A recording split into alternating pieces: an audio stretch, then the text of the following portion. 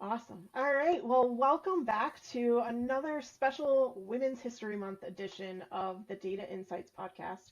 Today, we are super excited to welcome one of our fierce female founders and funders of ConverSight, Sonali.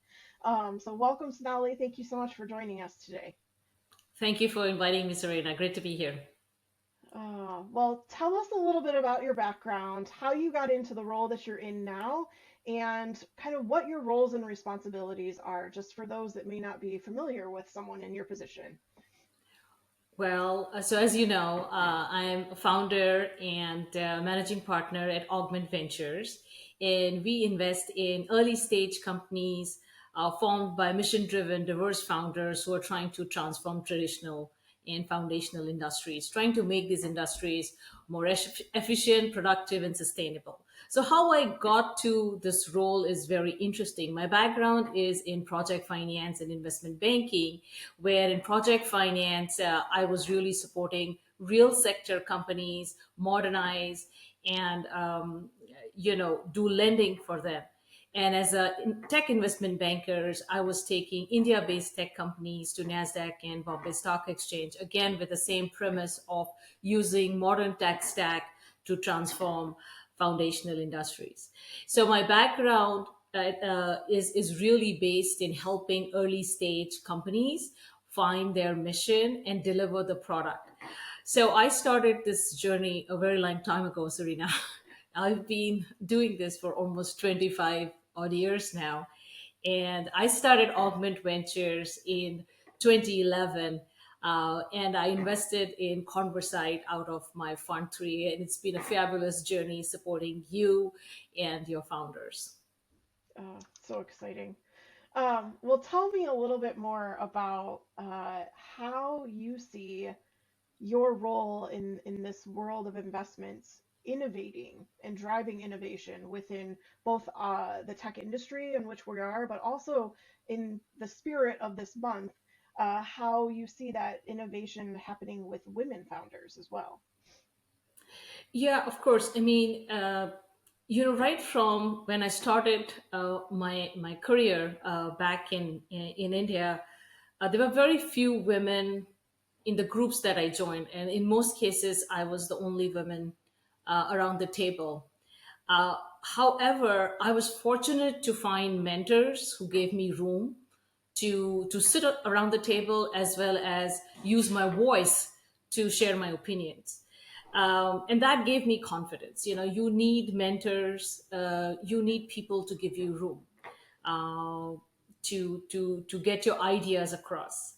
And when I started investing, started the fund again, less than 2% of capital goes to women venture capitalists. Even in some of the larger firms where they are women venture partners, they do not have equity or ownership in the firm. So it is my mission really to bring attention to the good work and value women venture capitalists bring to our portfolio companies. And we've been fortunate at Augment Ventures to have an unicorn in our very first fund. So what I do with my portfolio companies is not only invest in diverse founders and enable women founders to come and share their ideas with me because they see someone similar across the table. But I also, as you know, actively support leadership in my portfolio companies. These women leaders are now very important to start their own ventures if once they are successful with these startups, but also be mentors to next generation of companies that are coming to be. And in doing so, I also pay attention to making sure that my women leaders and founders are adequately compensated both in cash and equity. So that is something as a women fund manager supporting this ecosystem I pay attention to. And my goal is to really amplify the work across the spectrum, whether you're an operator, founder, or a funder.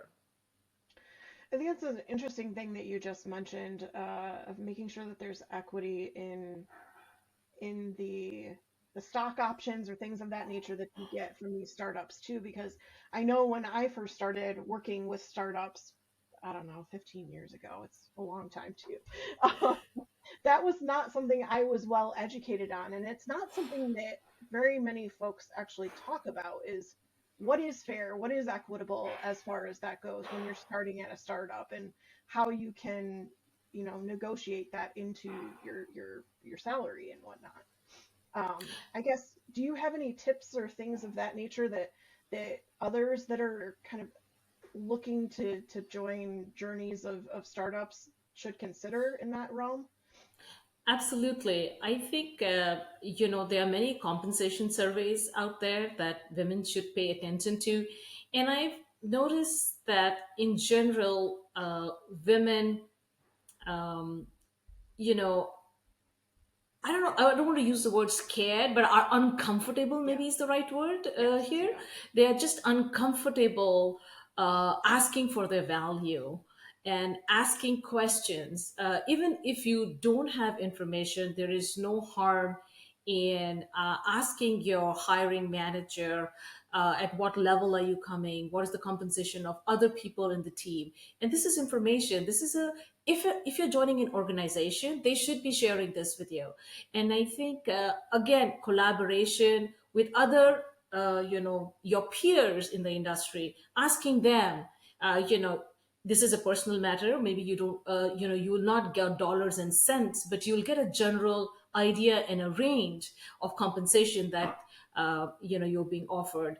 So I think, I always tell women, claim your stage, claim your spot, and claim your value, right? That is important. Even me as a fund manager, when I initially started my fund one, some of the people's suggestion was that, you're starting your first fund, you don't have a track record. I don't think so. You should charge a management fee. And, for a second, I did pause there because, you want to start something, you're desperate, you want people's support. And I really paused there. And again, this is where mentors play a huge role. Someone told me, Sonali, what is your plan? Are you planning to really work on this full time and make Augment Ventures the most successful fund here? Or what's your plan? Or is it a hobby? I said, no, this is my passion. This is what I want to establish.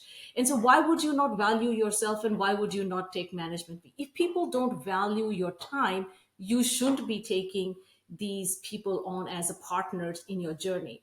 And sometimes you need that motivation, that guidance from other people to find your voice. And I'm so happy that someone shared that with me and I had the courage to voice it, right? I mean, it's both ways. We need these inputs, and that's why, I say that sharing your thoughts and ideas with other people who are more experienced enables you. So we really need to cultivate this atmosphere of collaboration. And I think women really need to do a better job. And it's my mission to really support as many women founders and funders I can. I think that's such an important aspect of things. It's been for so long. It's something that you try and keep hush hush. You shouldn't be talking to your peers or talking to the folks that you work with about how much you're making or what you were able to negotiate. But I think what we're seeing is the more that we have those conversations, the more we're actually starting to be able to maybe create a more level playing field because Absolutely. we know what it should be that we're worth, but that courage to ask for it sometimes feels scary for sure. Yeah. Oh goodness. So tell me a little bit about some of the challenges maybe that you faced in starting your own fund here, and how you've overcome them. Starting a venture fund is a very it's very gratifying and fulfilling because you are part of creating a future. So that is very exciting. However, getting there and organizing a fund is very challenging. And particularly, if you are an immigrant, you haven't gone to a school here, you haven't worked here, and don't have those natural networks to find investors, it takes a bit of time. I was fortunate that when I worked as an advisor prior to starting Augment Ventures, the founders that I supported in that endeavor were my champions and were my backers. And through that, I really built up Augment Ventures, and now we have institutional investors. So, we are off to a great journey here. I think one of the challenges that, as a woman, like I said, you face is that, like charging fee, like what is your worth, right? And I forget right now the name of a podcast or a TED talk actually that I'd heard a long time ago. um, the questions that are asked to women founders and funders is how you're going to lose the money, and questions that are asked to male founders and funders are how you will make the money. It was a very interesting talk that I had heard. And so whenever, after listening to that talk, whenever I got a question from a potential LP that my concept or my idea of starting this venture fund would not work, instead of trying to counter that or defending that, I would point it in the direction of why my idea or my concept is going to work. So I think being aware of these kind of questions, enable women founders and funders to find support. The other challenge is, again, we touched a little bit about it, network and finding that collaborative space. When you are new, you have to go out and, make these relationships, make authentic connections. I think what has worked in my journey right from the beginning is, I have been able to communicate to all stakeholders, whether they are investors or founders, what value Augment and me personally are going to bring. What are we going to do for our portfolio company, and how we will create and generate wealth for our investors. So I think having those direct conversations and authentic conversations really help. And Serena, you probably know we are on board together at ConverSight. You've seen me talk there. I think my mission is really driven towards supporting entrepreneurs, right? What support do they need? How can we facilitate an introduction to a talent? And as you know, you are from my previous portfolio company, and you were the right fit for ConverSight, right? And so that is how I really work. And the challenges are really, overcoming our consciousness, our fears, and just going and putting yourself out there. And sometimes it sounds boisterous, or that Yes. you're asking this support for yourself, but that's what you have to do. I mean, you have to be very courageous to go out there and express yourself and say, hey, I have a point of view, and I think this is valuable. I love two themes there that you've said throughout this conversation that I think we don't pay attention to enough as we're developing our professional careers. One is networking, and two is storytelling. I think that the power of networking is so underplayed, and what you realize is that those are two absolutely necessary skills in order to continue growing your professional career, to continue finding new opportunities, new perspectives, things of that nature. um, and I think that that second piece of storytelling, being able to tell exactly what your value is, and in a way that makes sense to the audience that you're playing to as well. Because what their value of you is perceived to be is something probably than what another conversation or another audience may need to hear too. Um, I think that leads well into the next question that I was going to ask is, what are some of those key skills and attributes that you think have contributed to your success? Those might be two of them, but I'm curious what other ones there might be. Yeah, I think I'm a subscriber to this belief of just do it. And I really think if not only women founders, but any founders, any person, any individual who has an idea, a concept to make an impact in the world around us, to make it better as we work, live, and play, they should go for it, right? So I think that's my sort of fundamental thesis in life, is that all of us have tremendous value to contribute in this world, beautiful world that we live in, and we should do it.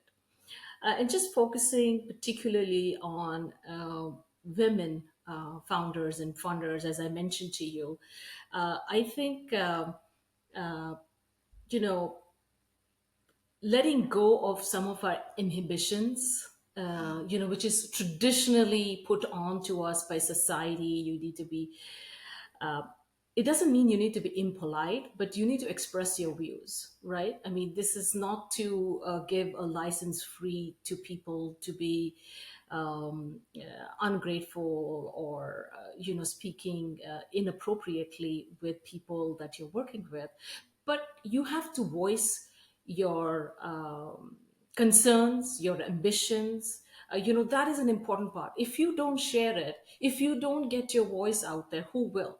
People are not mind readers, right? And so some of the work I feel that women have to do, and the other part is the wider audience has to understand that if 50% of the population is women, then we have to engage with them to create the future, right? The future is made up of all of us, and to have a better life, we have to engage them. That is where wealth will be created, that is where value will be created, that is where new products will be created, new solutions will be created. So the other half has to recognize, and they also have to recognize special needs of of women, right? I mean, they are childbearing, they are caregivers, so how can we facilitate that and make it easy for women to continue to engage at workplace? So these are some of the things that I think that are really important, some for women themselves to express themselves, and some for the wider society to create space and room for them to tap into their full potential.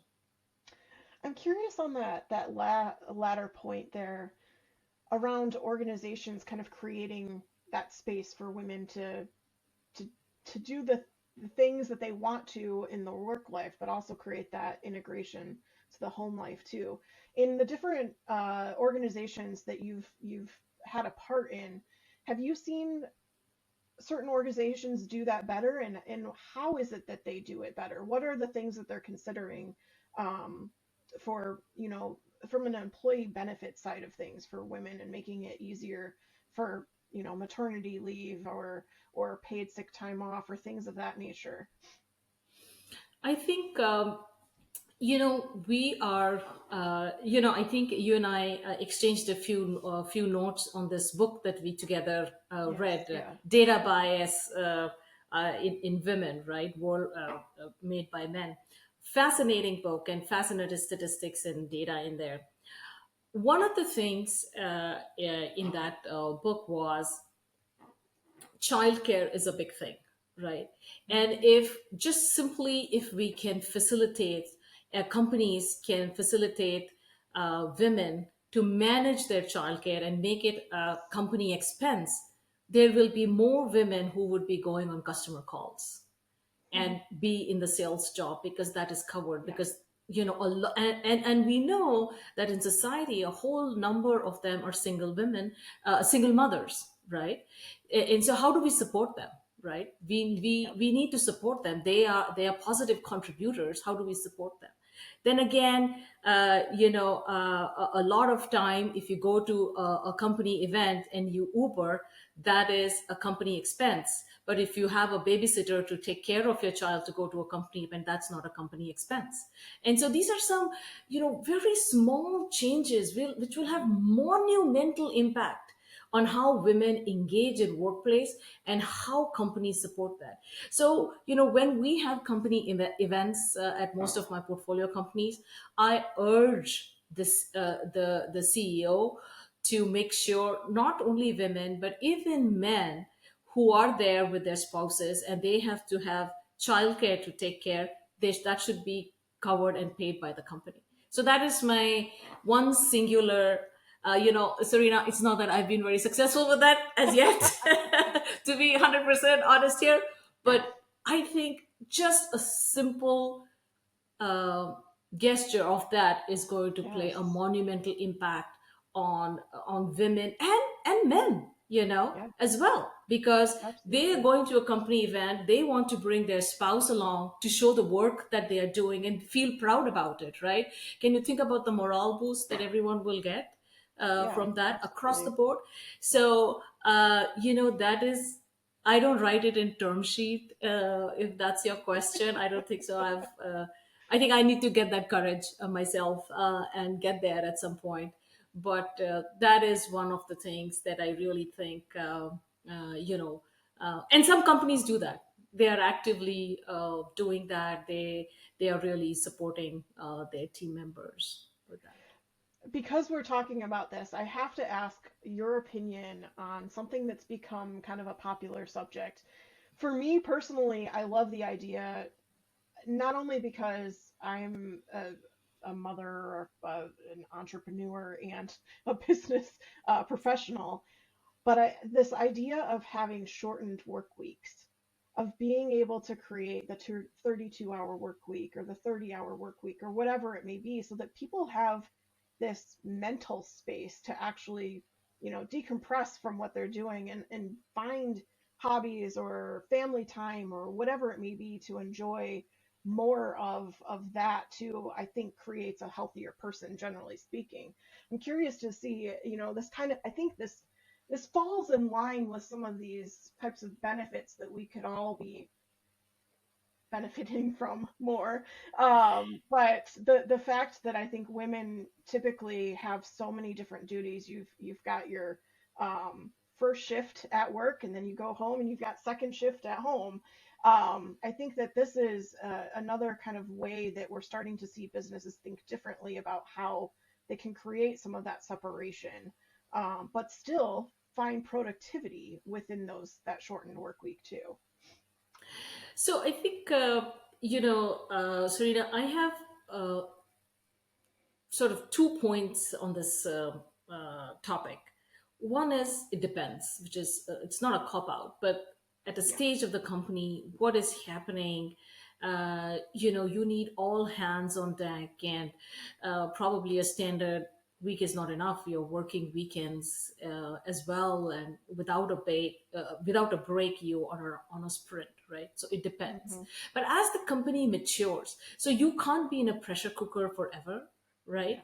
Yeah. And there has to be some respite. So I'm going to talk as it relates to startups, because that's where Yep. I spend most of my time.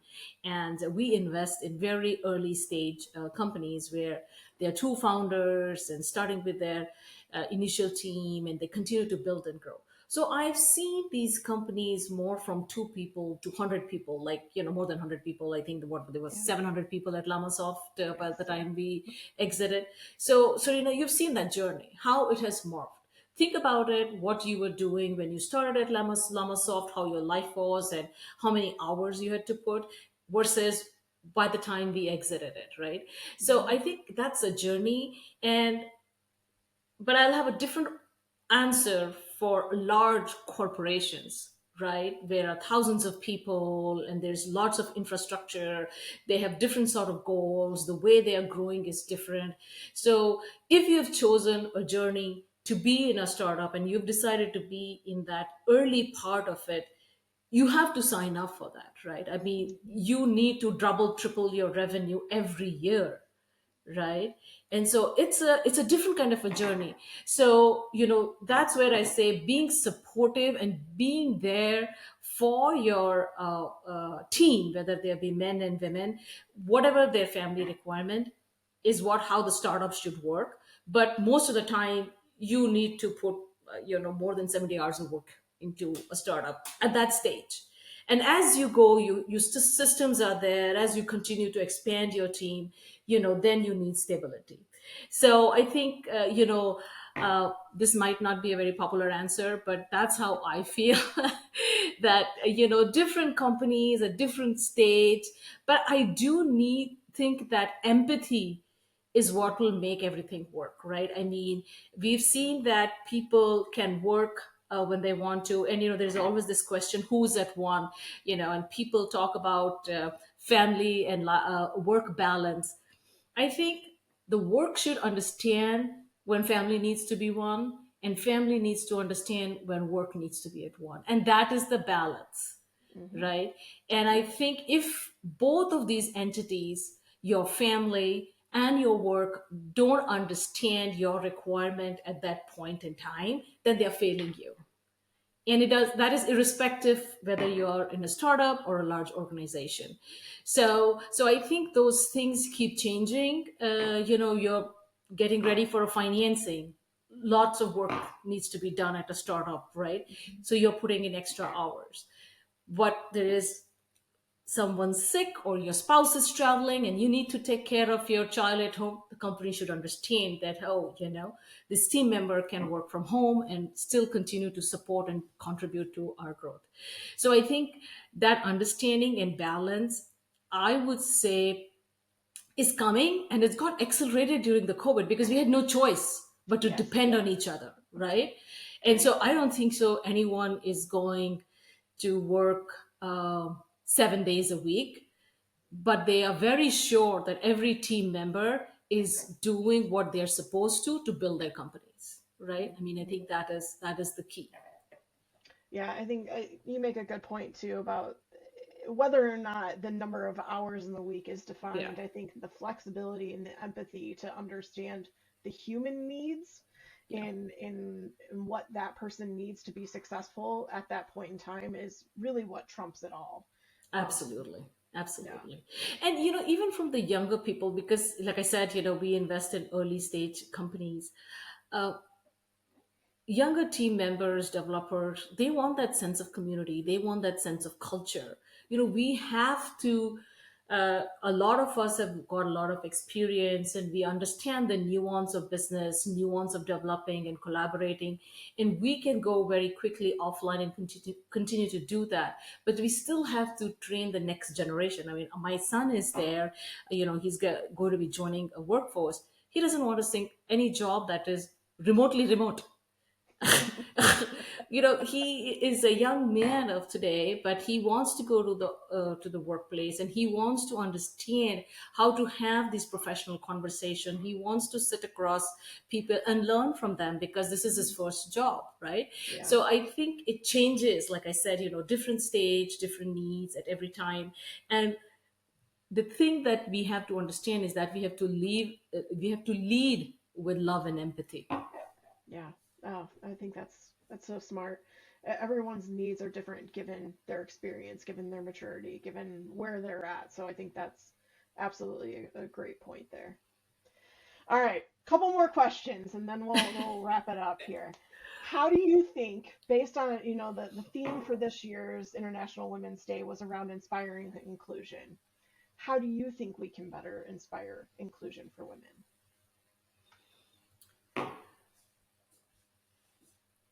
Okay. I have to think about this. Okay. Yeah. Inspired inclusion. Okay. I think, Serena, this year's theme, inclusion, is very apt. And as I mentioned to you, and you were there at our women's event that we hosted, uh, Mhm. we want to amplify and give space to women voices. If you're talking about inclusion, share your experience with your peers, share your experience with your junior women, give them an opportunity to thrive, give them an opportunity to express themselves. So that is inclusion. Inclusion means having, there is so much work and attention being done around DEI. And oftentimes I see there is a token representation without responsibility and accountability, right? And inclusion is when you enable that, you make that person accountable, you invite them into your network so they can grow and thrive, and that is inclusion. So my suggestion for all women would be, if you can support someone, mentor someone, pull someone up, do that. seek mentorship yourself. I mean, there are other women and other people from which you can seek mentorship and grow your own skill. Don't be afraid, ask for help. So that is what I am doing. I'm reaching out to other more experienced people in my industry and seeking mentorship for them so I can perform my job better. And I'm also mentoring and supporting other women and trying to bring them up to my level. Yeah, and I think you alluded to it, but I'll draw more attention to it. You hosted funders and founders event on International Women's Day this year, and it was another great idea around inspiring inclusion by bringing together those two worlds and really allowing each person's network to grow again by getting to know other women in the space and other women that you can learn from, share different perspectives with, things of that nature. So I think having those types of events is certainly helpful in that mission as well. And as I said that day is as I am also learning and growing, I feel I have to also enable my women leadership, and maybe I have not done enough. I need to do more, and this is my promise to all my women leadership in my portfolio companies, that I will do more and try to amplify their voice and their contribution in developing these companies and the products that they are putting out in the market.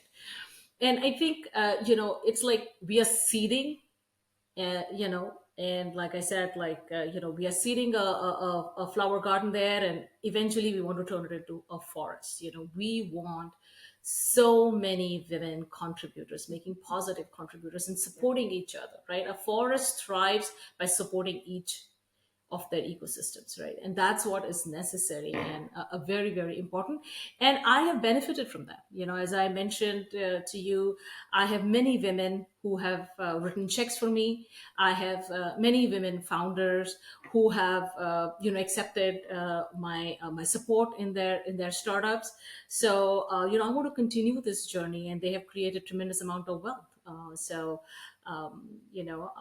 I think if we continue to do these things, we'll all be at a better place, not just women, but the entire world.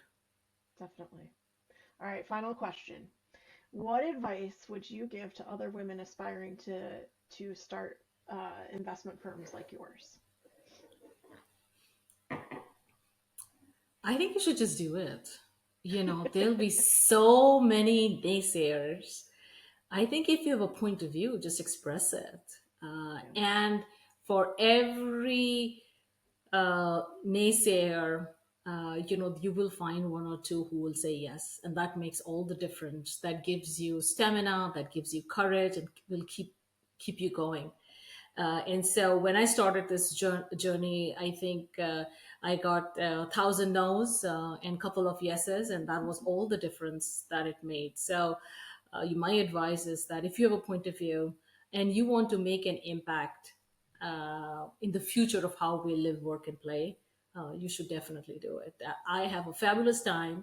I love my job, and I couldn't be more happy doing what I do.